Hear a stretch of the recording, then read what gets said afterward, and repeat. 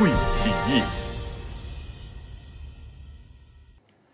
各位歌剧夜话的老朋友、新朋友，大家晚上好，欢迎收看由天九重磅打造的云洽会直播系列节目《歌剧夜话：全球视野之海外商机》。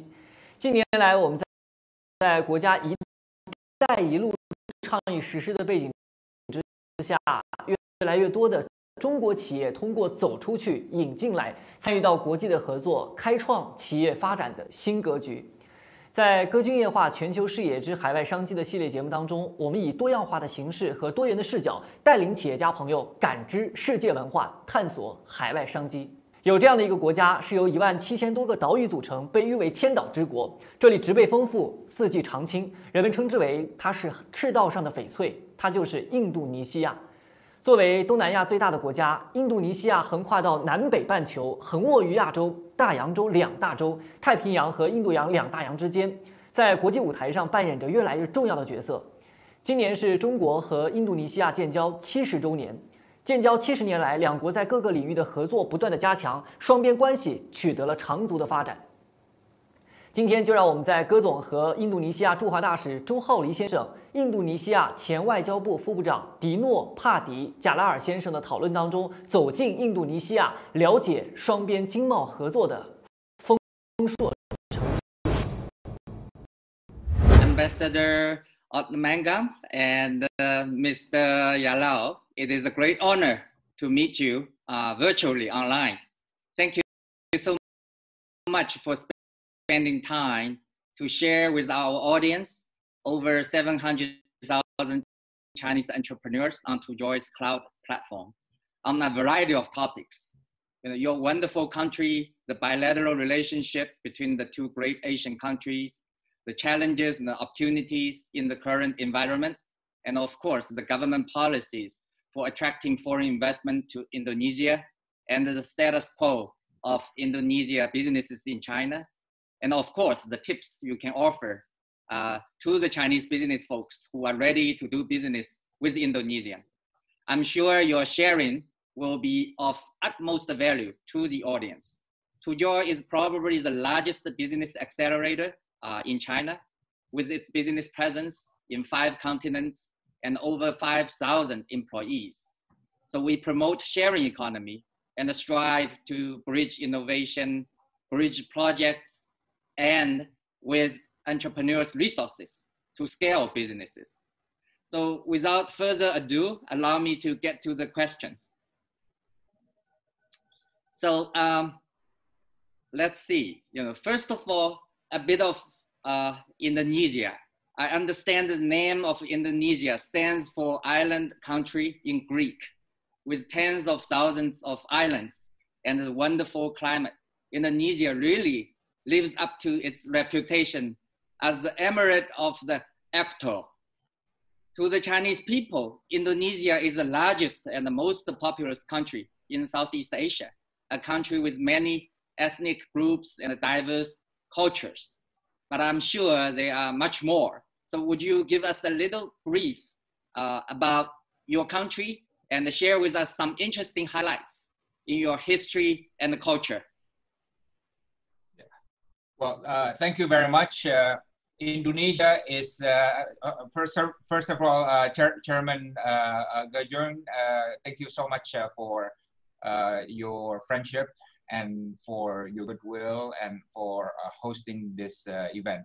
And I hope this event will be useful to all the entrepreneurs in China who are joining the TOJOY platform. And also thank you to Ambassador Djauhari Oratmangun for joining this program, and I'm sure we'll learn a lot from you. But Indonesia is a very unique country. It has 1,000 years old of history, but it is a relatively new modern republic. The term Indonesia itself only came about in the early 20th century. Unlike China, the term China has been around for thousands of years, for many years, but Indonesia, as a political term is very new. And Indonesian nationalism also grew in the 20th century, and then we became independent in 1945. We are the fourth largest country in the world after China, India, and the United States. So a lot of people, a huge market, and a growing economy. You know, at one point, Indonesia was the second or third largest, highest growing economy among the G20 economies. Indonesia is also very multi-ethnic. There's a lot of ethnic groups in Indonesia, like in China, and multi-religious countries. We are the country with the largest Muslim population in the world. But in Indonesia, the Muslims, the Christians, the Hindus, the Buddhists, and also Confucianism, they all live together happily. And by the way,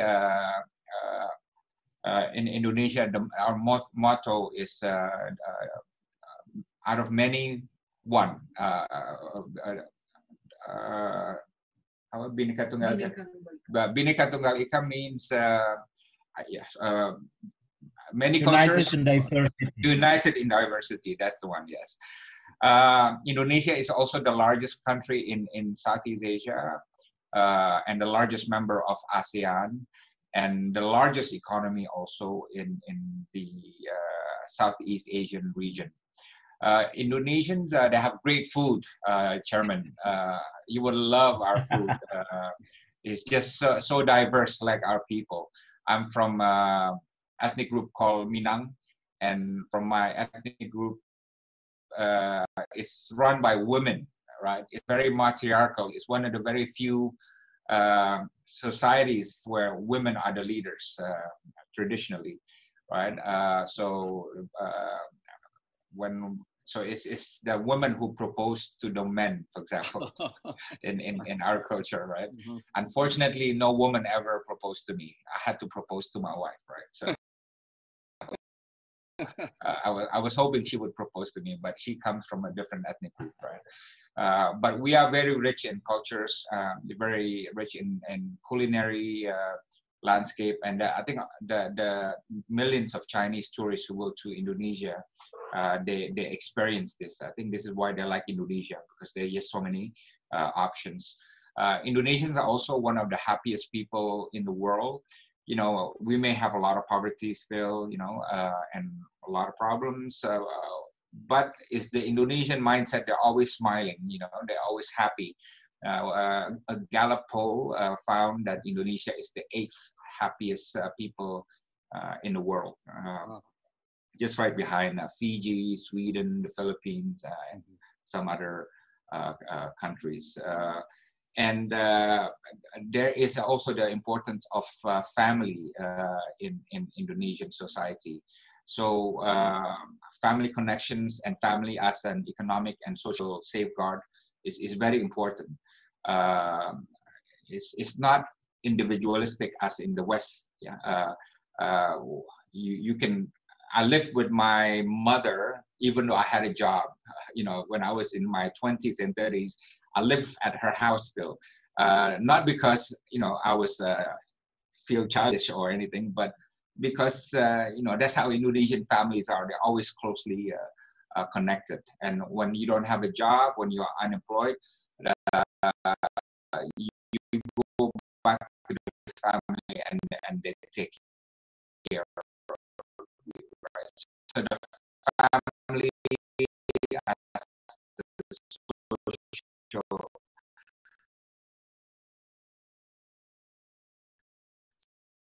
safety net is very important.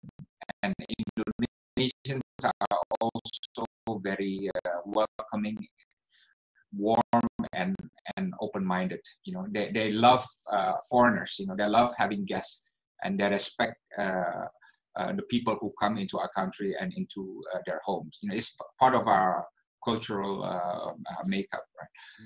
And I think many Chinese who go to Bali, I'm sure they feel this openness and welcoming attitude on the part of Indonesia, on Indonesians. And it's important also to highlight that the largest ethnic group in Indonesia are Javanese, people who come from Java, the island of Java. But the national language is not Javanese. The national language is Malay, Melayu, Bahasa Indonesia. And that reflects the fact that in Indonesia, all the ethnicity are equal. So that is how we can maintain our national unity and how tolerance and respect can grow in our nationhood. Right? So that's just by way of introduction of what kind of society Indonesia is. Yeah, we have a lot of cultures, a lot of history. We are very open. We are very happy, and it's a dynamic people living in the largest archipelago in the world. Thank you, Dino, for the fascinating introduction, and I obviously learned quite a lot. This is a very brief but very, very good introduction indeed. Now, these days, when we have a conversation, the topic of COVID-19 is not avoidable. Due to the ongoing pandemic, the global economy is under tremendous stress. While preventing and controlling epidemic, I understand the Indonesia government, and the people are also, putting a lot of efforts in it. And actually, it's gradually recovering from its economic activities. For example, the government is adopting measures such as interest rate cuts to boost its economy. Many companies in Indonesia are also actively responding to the social changes, brought by this pandemic. Food delivery business is on the rise. Small, medium enterprises are trying to sell products via online business, e-commerce platform. The pandemic has, to some extent, I think, accelerated the development of Indonesia's digital economy. So how do you look at the current challenges in Indonesia? Do you see any economic opportunities amid the pandemic, other than all the kind of bad news? Dino, you want to start? Or yes. Yes. So most of the sectors are down. Manufacturing is down, retail is down, tourism is down, hotel, transport. I think most of the sectors are down.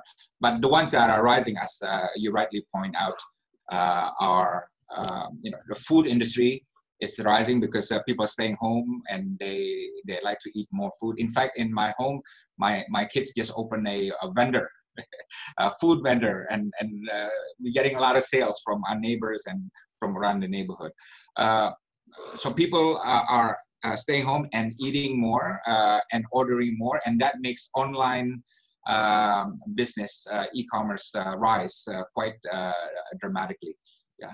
So anything to do with e-commerce and online delivery and logistics is doing quite well at the moment, and I think this is something that will be sustained in the coming years. We hope to see some rise in economic activity in the coming weeks or months, because much of the partial lockdown has been eased now, although we are still very much on the guard for the second wave of COVID-19. But our hope is, quarter two is not very good at all. Quarter two, the figure is probably close to zero, according to the Minister of Finance. But we hope that quarter three and quarter four, we will see the economy pace picking up. And if that happens, we will be in positive growth. But if it doesn't happen, and there's still that possibility, if quarter 3 and quarter 4 is bad, then we might as well have 0% growth this year, or even less. So those are some of the circumstances. The government is having negotiations now with digital companies such as Netflix, and Google and so on, regarding the tax issues. And it's not going to be settled bilaterally between Indonesia and the US, for example, on Netflix, or Amazon, but it will be settled through some kind of a OECD mechanism, where these things will be negotiated, because it's a new thing. You know, how do you tax a digital company that is making money in Indonesia but based elsewhere, right? But on other things, the government is really giving strong incentives, tax incentives for large and especially medium and small companies, so that they can grow. Because we got to make sure that they don't fire or let go of their workers. You know, there's already about 3 million people now being unemployed, and we want to keep it at a minimum. So the government is giving a lot of ease in terms of taxes, electricity, for example. Electricity for poor homes and small companies are being free, so they don't have to pay for it, right? And if you owe money, if you have a credit line with the banks, that can be restructured as well. So there's millions of transactions that have been restructured in terms of credit card or debt payment, and so on. I myself, I bought 2 cars before COVID-19, right? And I managed to defer payment for 1 year.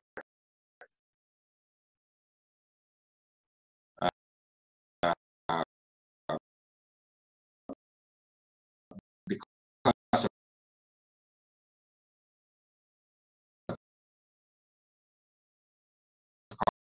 COVID-19.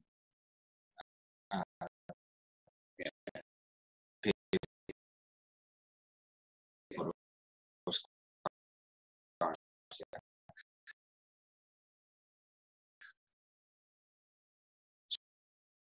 So there's a lot of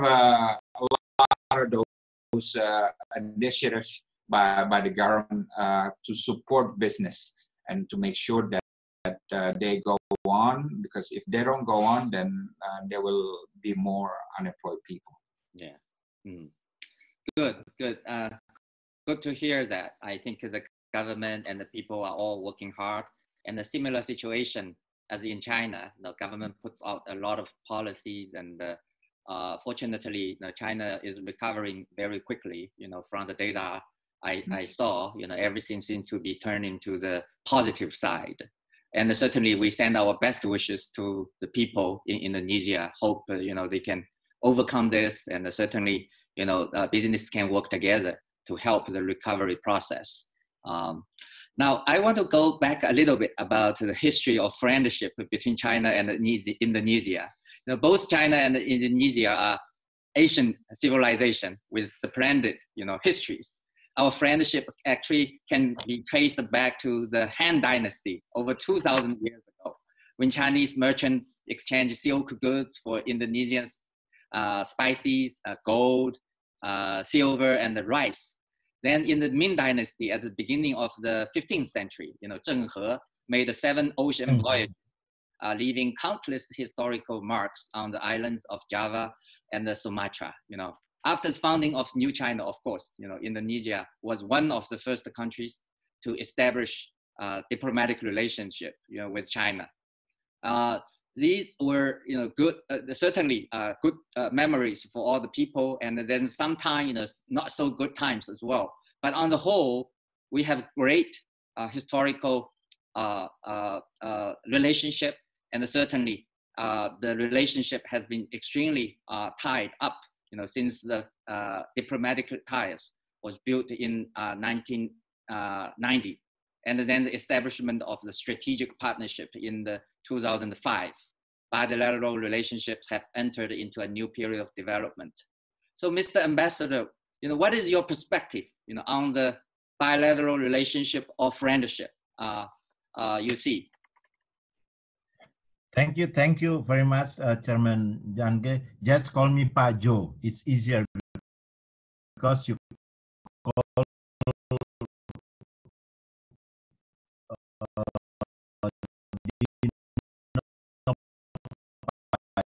Dino, you can call me Joe as well. So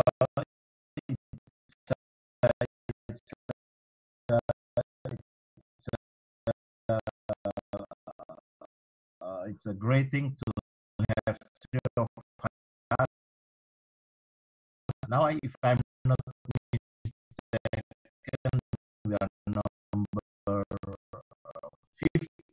15 or 16 within the context of the GDP, and our ease of doing business rank has improved as well significantly over past 5 years. So as to our bilateral relationships, we've been enjoying a very close relationship now between two nations, between two peoples, and between two leaders as well. We established our diplomatic relation back on 13th of April 1950. So in fact, this year we're supposed to celebrate, we are celebrating 70th anniversary of the bilateral relationship between Indonesia and People's Republic of China. A lot of things has been planned. We already implemented some of them virtually as we are doing it now. And of course, we made some plan as well with the government of China, with the embassy of China in Jakarta. And of course, we are going to have some activities as well with Dino Institute or Dino's activities in the very near future. So that's the relationship between two countries. So we are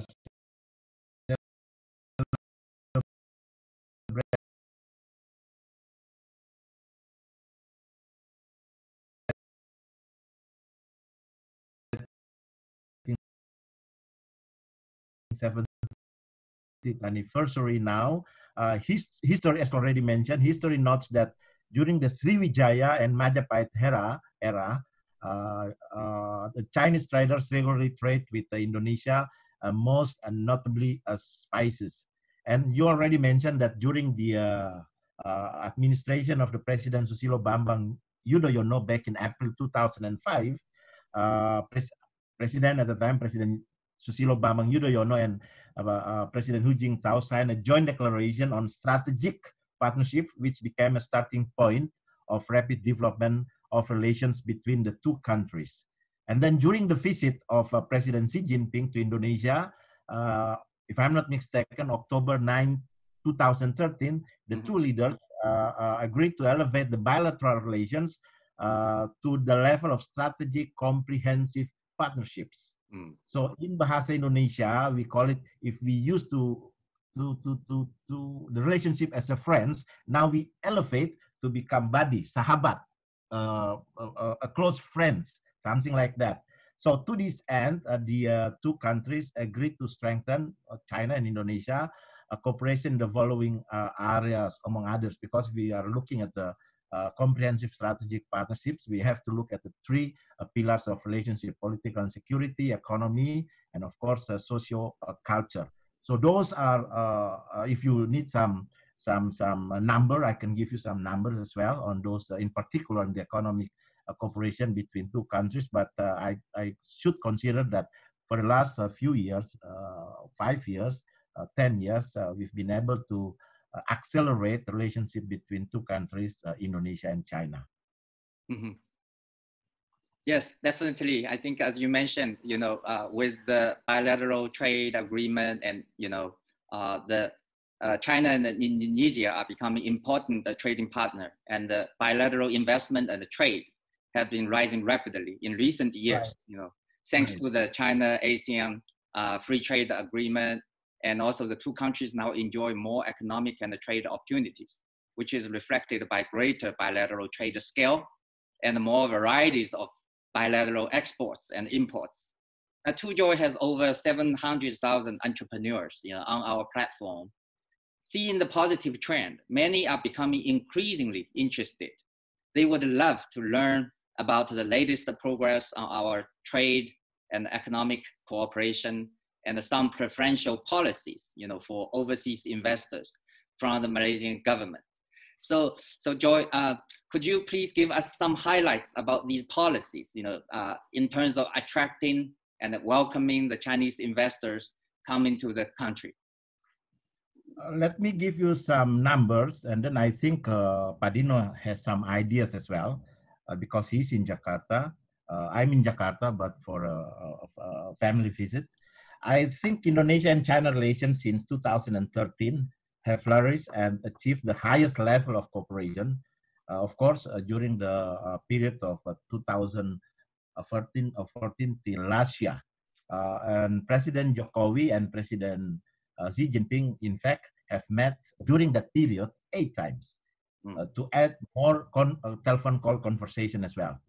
And then within the context of the bilateral relation, Indonesia and China have several bilateral mechanisms, among others, high-level dialogue on economy, high-level people-to-people exchange mechanism, and of course, a lot of joint bilateral cooperation, trade,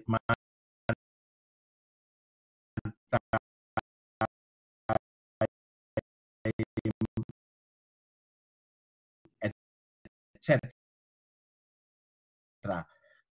So let me give you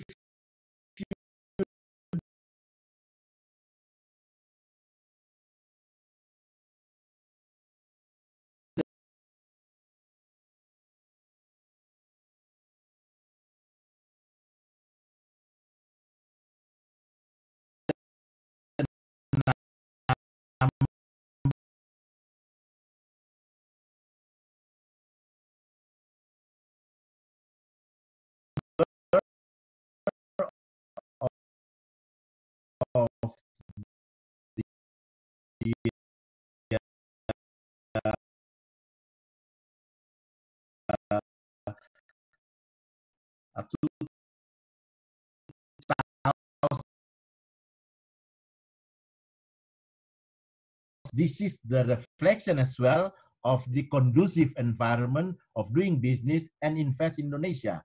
So China now plus Hong Kong become #1 in 2019. Increased by 95.6%. #1, China and Hong Kong. #2, Singapore. #3, Japan. But if we take Hong Kong outside, the #1 is Singapore, #2 is China. So in fact, we already made some plans to become #1 in 2020. And then we still, even though we have some problem with COVID-19, but we still cross our finger and doing our best and do our best to achieve that goal. That in the number of investment between two countries. The three things, the three economic things that we've been able to have a better cooperation with China, I call it tourism economy. Because trade, investment, and tourism economy are the prime mover of the economic development. Our economic development now is 5.2. If we can accelerate those prime mover of the Indonesian economy and achieve 6-point-something%, then we do hope that as a vision by our founding fathers of the nations, that beyond 2030 or beyond 2040, we have to become one of the largest economy as well in the world. So we are working on that. So tourism, last year, tourists coming from China already 2.1 million persons, with the capacity to spend each person in every visit more than $1,500. So that's a good thing for us. And #4, because I think this is the cooperation that we need to accelerate as well. You already mentioned it, digital economy. because digital economy contributed around 30% to Chinese GDP. In our case, in Indonesia, it's only 3%. But looking back for the last 5 years, the pace of the development of the digital economy in Indonesia is quite fast. And according to the many prediction, by 2024 or 2025, the value of the valuation of the digital economy in Southeast Asia will be 250 billion US dollar. Wow. And out of 250 billion US dollar, Indonesia's share will be 130 to 150 billion US dollar. Now we have 4 or 5 unicorn. Some of them no longer unicorn. We call them decacorn. So if the pace of the development of digital economy and in cooperation with China, this is one of the cooperation that we need to pursue, because if by 2025, the share of Indonesia will be 130 to 140, then the contribution of the digital economy towards the Indonesian GDP will be 10 to 11%. So those are, according to us at the embassy, the 4 main economic activities that we need to pursue to have a better cooperation with China to be able to increase or to accelerate our economic growth beyond above 6%. Unfortunately, COVID is coming, but it's always light at the end of the tunnel. Yes. So I think you already mentioned that one of the things that enjoy it's not the word enjoy is not the right word, but benefited from the COVID is the e-commerce platform, marketplace platform. This is the things that we need to have a better cooperation. Of course, I have some ideas what will be the cooperation or economic sector that benefited from the COVID situation, in particular in Indonesia vis-a-vis cooperation with China. I will elaborate further maybe in the next conversation. But those are points that I would like to make. Thank you, Chairman Jangge. Thank you. Thank you. That's a very, very good perspective. Now, as a member of the G20 and certainly the largest economy in Southeast Asia, Indonesia has managed to maintain a high 5% economic growth for years. This is very, very impressive. It is also one of the most attractive destinations, for investment among ASEAN countries. I know that Indonesia has access to very rich natural resources, including oil, gas, minerals, and your plant and the fishing resources are also desirable, to many Chinese investors. Now, in addition to resources, the large young population is a strong advantage of your economy. I'm sure, I only touched a tiny bit of your economic strength. And maybe Mr. Djalal, you might shed some more lights here in terms of the strengths of the economy that the Chinese entrepreneurs, business people can come and work with. Yeah, well, thank you. There are many aspects that provide opportunities for Chinese entrepreneurs. I mean, first, you're definitely right. This is an economy that has steadily kept a 5% growth in the last decade or so, 5 to 6% growth. And that's relatively higher compared to a Western nation for sure, and then to most developing countries. Yeah. So and we predict next year the growth will be positive somewhere in a range between 3 to 5%. If things go back somewhat near to normalcy.